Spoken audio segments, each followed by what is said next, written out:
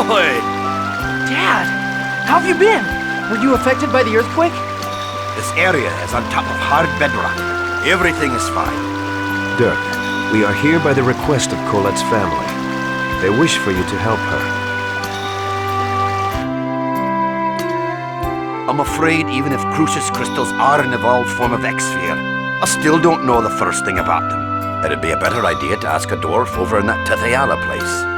Oh, so even you don't know anything about these? I'm sorry I couldn't be of help. At least stay here for the night to get some rest. I must politely decline. All right. Wait, are you really going back to Crucius? I am an angel of Crucius. Then why didn't you follow Yggdrasil's orders to leave the Great Seed alone? I had my reasons, that's all. But as a result, Martel was not lost. That goes along with Yggdrasil's wishes. It's true then. You really are our enemy. Lloyd. What? If you want to save the Chosen, you should research the records from the ancient Karlon War. Remember the words of the unicorn at Lake Umasi. Wait, why are you with Crucius when you're a human? What is he trying to do?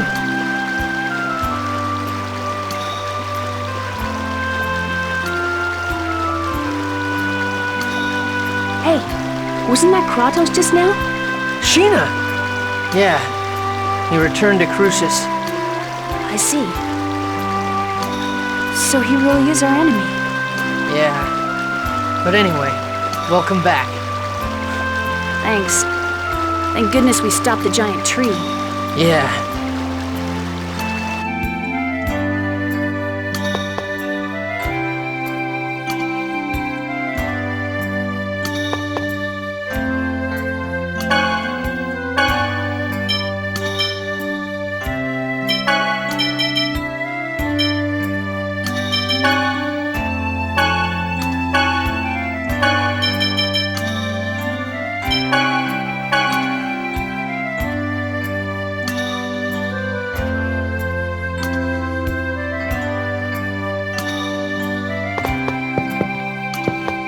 I bet you lived a crappy, hard life so far, huh? Gee, you sure know how to cheer someone up, don't you?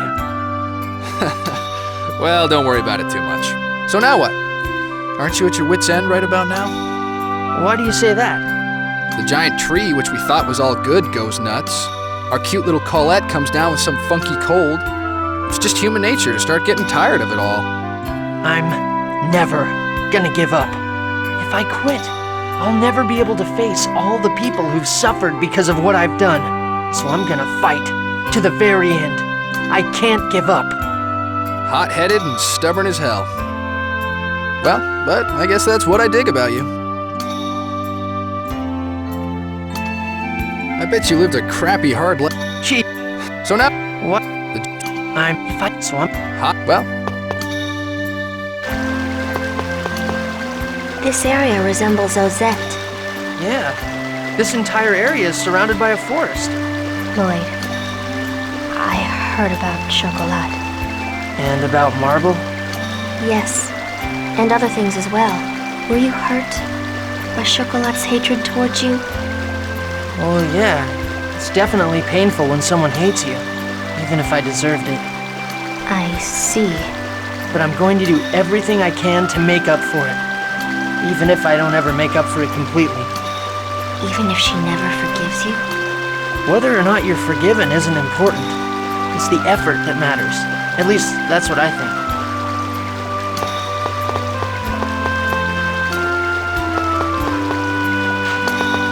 This whole time, Colette hid her suffering deep in her heart, and always kept a smile on her face. Yeah, and once again, I failed to notice. She is a courageous girl. It takes tremendous strength to smile no matter how dire the situation. Colette hides her suffering too much. It's okay for her to let her true feelings show. She knows the power that words possess. Power of words? Your will manifests itself in the words you speak. Whether they be curses or words of joy, the soul of those words yields power. I get it. Okay, and I'm gonna say it out loud right now. I will save Colette in both worlds.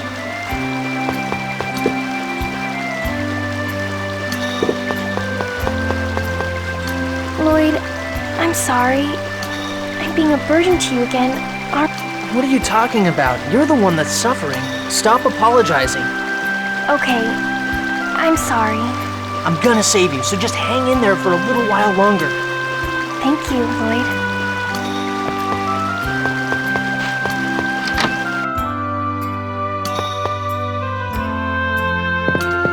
The problem is what to do now. We need to know how the two worlds were forced apart before we can figure out a way to save them. How the worlds were forced apart. I wonder about that too, but I also want to know why Yggdrasil split the world in two. Don't you think it was to protect the Great Seed? To protect Martel? But because the worlds were pulled apart, that phase thing got shifted. And the Great Seed became unstable, right? And that's not really protecting her. That's more like putting her in danger. Lloyd, you manage to say something intelligent every now and then. You're absolutely right. Every now and then? Jeez, that's harsh. The who, why, and how. That's what we need to know. Right now, all we know is who. Lloyd, I feel like I'm starting to hate humans more and more. I'm sorry, Génis. You don't have to apologize, Lloyd. I like you, as well as the people of Ysalia. It's just that when I think about how there are lots of people who think just like the mayor... I remember a lesson where the professor said that words exist in order for people to understand one another. What do you do about people who don't want to understand? Génis. I'm sorry. I don't mean to take it out on you. Don't worry about it. It's okay to take it out on me. Well, what? I don't know about everyone else, but the two of us, at least, are best friends. Yeah. So feel free to take it out on me as much as you like. Of course, if you make me mad, I might start yelling back. That's crazy, Lloyd. It'll just turn into a fight. Works for me. We can fight about it, mull it over, and work things out together. You know, Lloyd, I used to think you say some clever things every now and then. But now I'm realizing that even your brain is made of muscle. Hey! But you're probably the only one that would fight seriously with me. You think? You're the only one, Lloyd. The only person who doesn't just see me as a half-elf or a child, and always takes me seriously. You're you. That's all that matters. Maybe if everyone was like you, Lloyd, the half-elves might not have become Desians and angels. But if everyone became like me, no one would go to school anymore. They'd show up, but only for recess, PE, and crafts. Hey!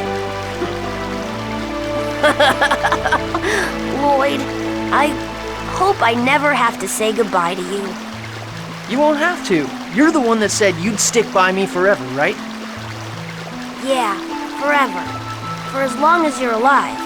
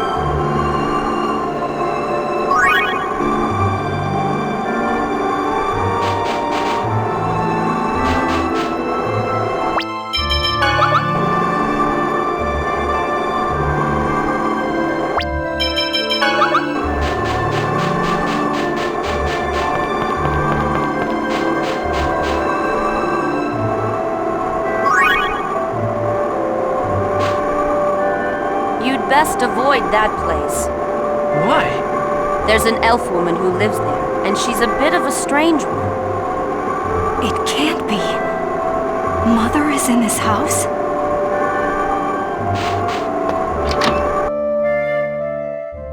Who's there? Excuse us. I have something I would like to ask you. Oh, half-elves. My child is a half-elf too. It's a doll. See? She has such an intelligent-looking face, doesn't she? Her name is Raine. She's my pride and joy. Huh? She has the same name as... It can't be. Right now, I have another child on the way. I've already decided on a name.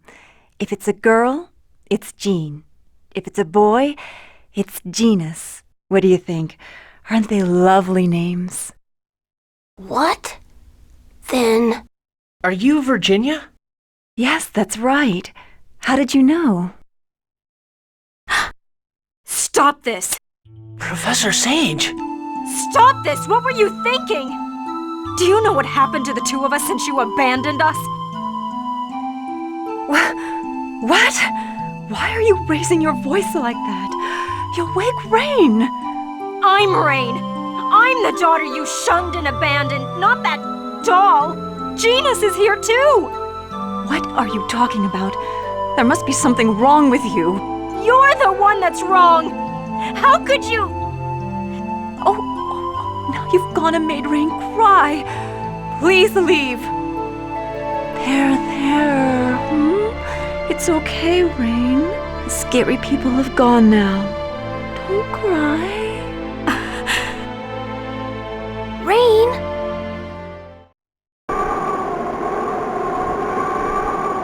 How could she?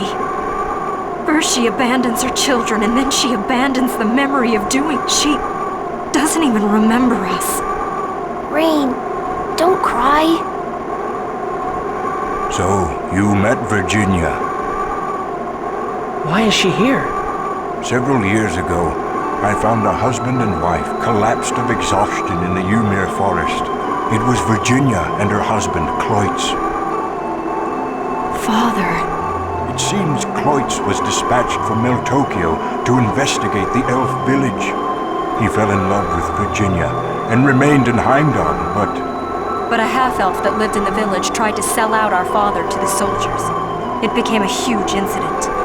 Fighting broke out between the elves and half-elves. the cause of the incident, Virginia's family, was banished from the village. They traveled from land to land, but the world was not kind to half-elves. And we were abandoned. So it would seem. And Cloyts must have been ill, for he died soon after they arrived in this village. Virginia began to lose her mind from that. She's unbelievably selfish. She tosses us aside on a whim, and then forgets us, and just goes off into her own little world of dreams.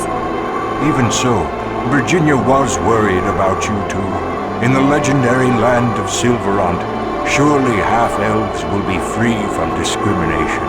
I want them to be happy. That's what she said.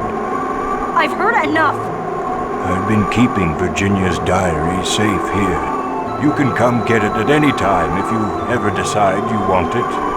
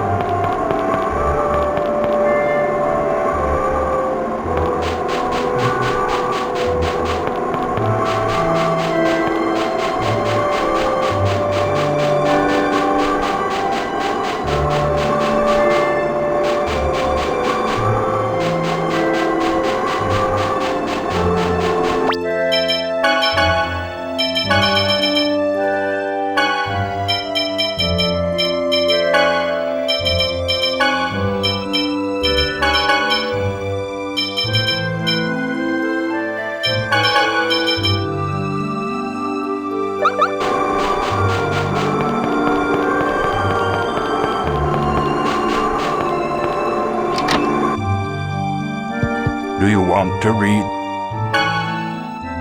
Professor, this is...